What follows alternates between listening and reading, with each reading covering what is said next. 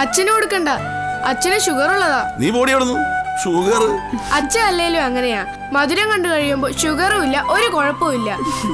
കഴിച്ചു കഴിയുമ്പോഴോ അങ്ങനെ ഒന്നുമില്ല. എവള് ചുമ്മാ പറയുന്നു.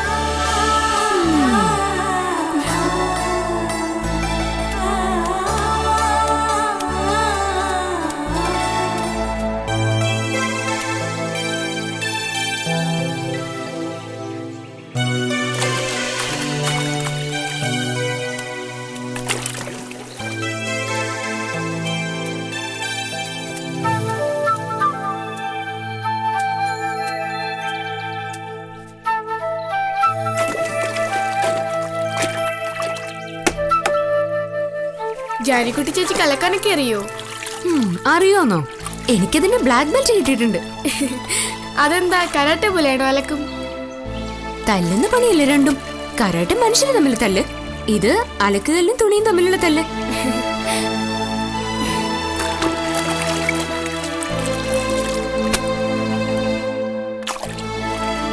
ചേച്ചിക്ക് പാട്ട് പാടാൻ അറിയോ? പാടിയിട്ടൊക്കെ ഉണ്ട്. സ്കൂളിൽ നിന്ന് സമ്മാനം വാങ്ങിച്ചിട്ടുണ്ട്. പക്ഷെ അതൊക്കെ 4-5 വർഷം മുമ്പാ. പിന്നെന്താ പാടാഞ്ഞത്? അമ്മ സമ്മതിച്ചില്ല. പാട്ട് പഠിക്കാനൊന്നും വിട്ടില്ല. അമ്പിളി പാടുവോ? എനിക്ക് കലാവാസനയൊന്നും കിട്ടിയിട്ടില്ലെന്നേ. അമ്മയുടെ മോളാ ഇവള്. അമ്മയ്ക്ക് യാതൊരുവിധ കലയോടും ഒരു താല്പര്യവും ഇല്ല. അമ്മയ്ക്ക് സിനിമ കാണണ്ട, പാട്ട് കേൾക്കണ്ട, പുസ്തകവും മാസികയും ഒന്നും വായിക്കണ്ട. TV കാണാനിരുന്നാൽ അപ്പ തുടങ്ങും ഉറക്കം തൂങ്ങാൻ. അമ്മയ്ക്ക് തമാശ കേട്ടാ ചിരിയൊന്നും വരില്ല. നമ്മൾ സീരിയസ് ആയിട്ട് വല്ലതും പറയുമ്പോ അപ്പ ചിരിക്കും. ആട്ടെ, ഈ പറയുന്നതൊക്കെ എന്തൊക്കെ അറിയാം? ഞാനുണ്ടല്ലോ, എന്നെ അങ്ങ് അഴിച്ചു വിട്ടാലുണ്ടല്ലോ, ഞാൻ ഒരുമാതിരി സാഹസിക പ്രവൃത്തികളെല്ലാം ചെയ്യും. പാട്ടുപാടും, ഡാൻസ് ചെയ്യും, മിമിക്രി കാണിക്കും, നാടകം അഭിനയിക്കും. മനുഷ്യനെ വെറുപ്പിക്കാനുള്ള കുറെ ഐറ്റങ്ങൾ ചെയ്തു കൂട്ടും ഞാൻ ഈ കാണുന്ന പോലൊന്നുമല്ല ചേച്ചി, ഭയങ്കര സംഭവാ. കറുത്തിരിക്കുന്നതേ ഉള്ളൂ. ഇവളാണ് കേമിയാണല്ലോ. നീ ഒരു 4 സ്റ്റെപ്പ് ഡാൻസ് കളിച്ചേ. ഏത് വേണം? മോഹിനിയാട്ടം വേണോ, ഭരതനാട്യം വേണോ, നാടോടി വേണോ, അതോ കൂച്ചിപ്പുടി വേണോ? കൂച്ചിപ്പുടിയോ? നമ്മൾ നല്ലപോലെ കളിച്ചില്ലെങ്കിൽ ചേച്ചി വന്ന് എന്റെ കഴുത്തി കുത്തി പിടിക്കില്ലേ? ഇതാണോടി ഡാൻസ് എന്നും പറഞ്ഞ് അതിന്റെ പേരാ കൂച്ചിപ്പുടി. നീ എന്തെങ്കിലും ഒന്ന് കാണിച്ചതാ. ഒരു മുறை വന്നു പാർത്തായ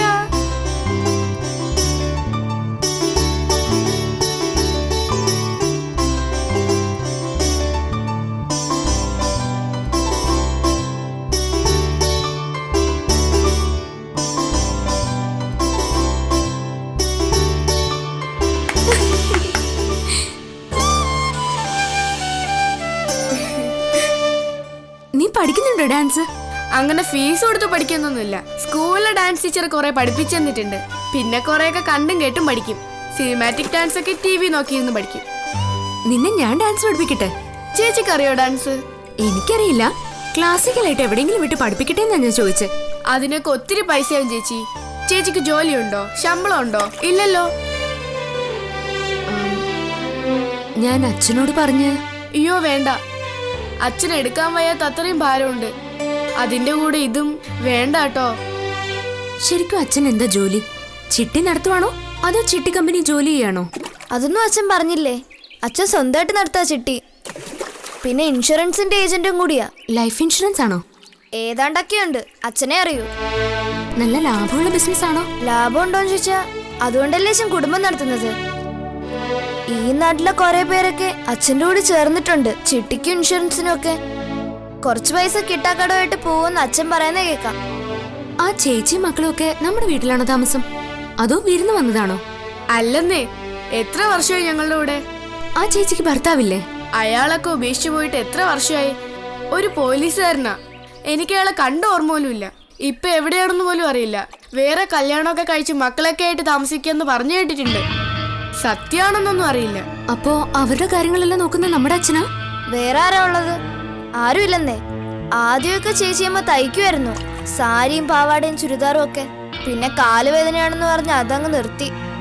തയ്യൽ മെഷീൻ അവിടെ ഇരുന്ന് തുരുമ്പെടുത്തു. അവരുടെ മക്കള് ജോലിയൊന്നും ചെയ്യില്ലേ? സുഗുണ ചേച്ചി ചുമ്മാ ഇരുന്ന് മടുക്കുമ്പോ TV കാണും.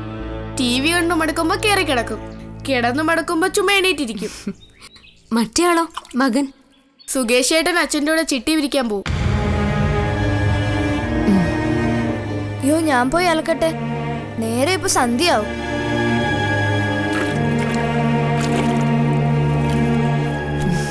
ഈ പുഴയുടെ പേരെന്താ? ഇരവഞ്ഞിപ്പുഴ. ശരിക്കും ഇരവഴിഞ്ഞിപ്പുഴ എന്നാ, പക്ഷെ ആളുകള് ഇരവഞ്ഞിപ്പുഴ എന്നാ പറയുന്നത്.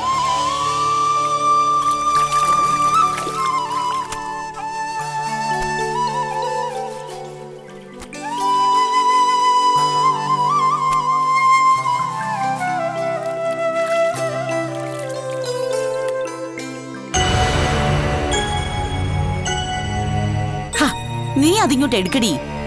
നീ ഇതാരെയാ പേടിക്കുന്നേ? ആ പെങ്കൊച്ച് ഇപ്പൊ വന്ന് കണ്ട മോശമല്ലേ ചേച്ചി? ഇതെന്തോന്ന് മോശം? ഒന്ന് കാണാൻ വേണ്ടിട്ടല്ലേ. എടുക്കടി.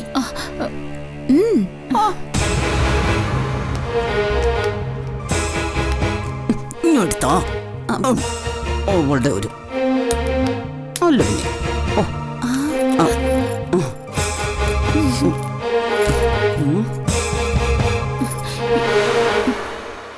ചേച്ചി വേഗം കണ്ടിട്ട് തിരിച്ചു വെക്ക്.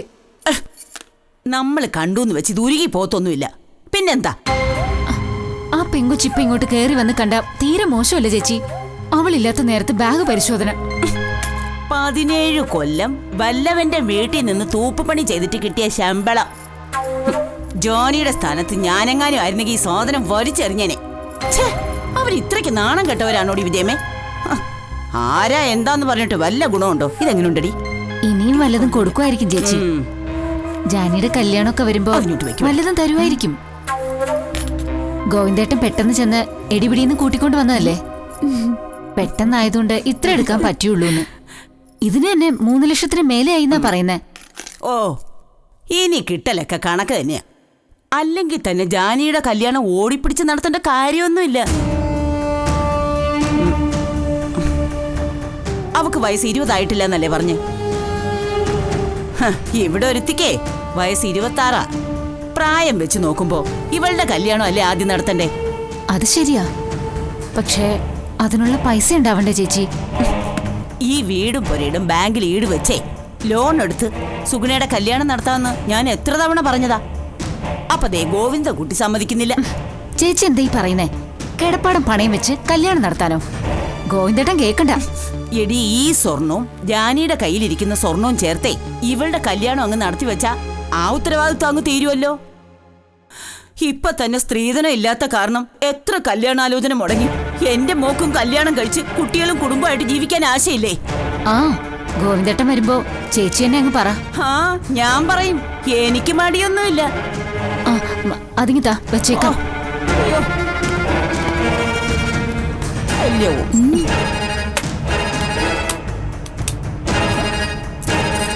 ഇവിടെ നിക്കണ്ട, മാറി നിക്കാം. വാ. ഇതെന്തോന്ന് പെണ്ണുപിള്ളയാ? കഷ്ടം.